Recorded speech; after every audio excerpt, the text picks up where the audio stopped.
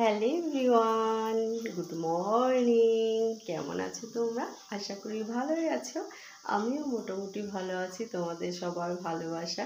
তো আজকে সকালে কি খাওয়া হবে জল খাবারে, চলো তোমাদের সাথে সেটাই শেয়ার করি।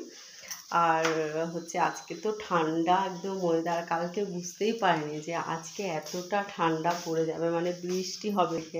ঘুম থেকে উঠেই দেখছি খুব বৃষ্টি হচ্ছে, ভীষণ বৃষ্টি হচ্ছে। দেখো আজকে সকালে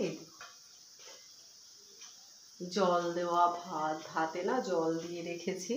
কালকে একটুখানি বেরিয়েছিলাম, তো ভাতটা তো ফ্রিজে রাখা হয়নি, অনেকটা খাওয়াও কম হয়ে গেছে। এক জায়গায় বেরোনোর সময় দেখবে তাড়াতাড়ি করে খাওয়া যায় না, সেই জন্য আমি আর মেয়ে বেরিয়েছিলাম। ও অল্প খেয়েছে, আমিও অল্প খেয়েছি। আর দাদাকে ভাত না বেড়ে দিলে দাদাও খেতে চায় না, সেই জন্য দাদাও অল্প খেয়েছে। এই কারণে একটু বেশি ভাতটা রয়ে গেছে। আর সেই জন্য ভাতটা কী করব, যদি ফ্রিজে রাখি নষ্ট হয়ে যায়। অনেকটা টাইম বাইরে ছিল, কালকে সকাল সকাল রান্না করেছি, তো সেই কারণে ভাতটাকে জল দিয়ে রেখেছি। কিন্তু এই বর্ষা আর ওয়েদারে যদি জল দেওয়া ভাত খাই, শুধু ভয় লাগছে ঠান্ডা না লেগে যায়, বুঝেছো? আর মেয়ের তো অলরেডি ঠান্ডা লেগে আছে, ও খাবে না, ওর জন্য রুটি করে দেব। আর এইদিকে গিয়ে তার সাথে তো তোমাদের সাথে শেয়ার করব পান্তা ভাতের সাথে জল দেওয়া ভাতের সাথে ডালের বড়া কেমন লাগে। অবশ্যই ভালো লাগে। তো দাদাকে বললাম জলটা খেও না, একটু ভাতটা শুকনো শুকনো খেয়ে নাও। তো বলছে ওটা তো টেস্ট লাগবে না, কিন্তু কি করব বলো, মানে ভালো লাগছে না। ভাতগুলো ফেলে দেবো বলো? আর কালকের ভাত আজকে তো ফ্রিজে রাখবো, আবার কালকে খাবো, এটাও ঠিক না। এর জন্য ভাবছি খেয়ে নিই, ঠাকুরের নাম করে, ঠাকুর যদি বাঁচিয়ে দেয়, তাই না বলো? তো তোমাদের কার কার ভালো লাগে অবশ্যই কমেন্ট করে জানিও। তো বড়াটা ভাজা বসিয়ে দিয়ে একটুখানি বাইরের দিকে এলাম তোমাদের বাইরের ওয়েদারটা দেখানোর জন্য। আজকে পুরো ঠান্ডা ঠান্ডা ওয়েদার। আজকে এক জায়গায় যাওয়ার কথা ছিল, ভাগ্যিস প্ল্যানটা ক্যান্সেল করে কালকেই গিয়েছিলাম। বলে না যে যেদিনটা যায় সেদিনটাই ভালো, তাই না বলো? তো সেজন্য কালকে কাজটা মিটিয়ে এসেছে, এর জন্য আজকে আর বেরোতে হবে না। থ্যাংক গড, খুব ভালো। কারণ মেয়েটারও শরীরটা খারাপ, আর আজকের ওয়েদারটা একদমই খারাপ, কালকের থেকেও খারাপ।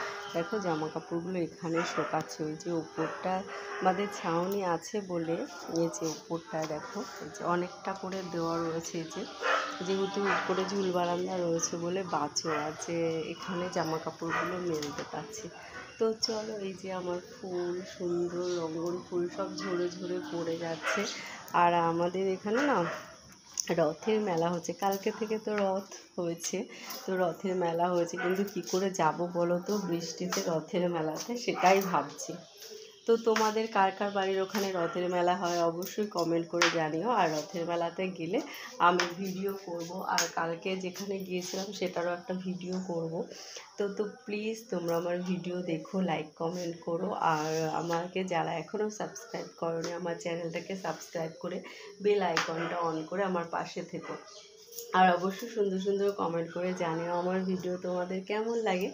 আর যদি লাইভ দেখতে চাও তাহলে অবশ্যই কিন্তু কমেন্ট করতে ভুলো না যে দিদি আমি তোমার লাইভ দেখতে চাই। তাহলে আমার চ্যানেলটাকে সাবস্ক্রাইব করে বেল আইকনটা অন করে রাখতে হবে। লাইকটা অফ করে দিই।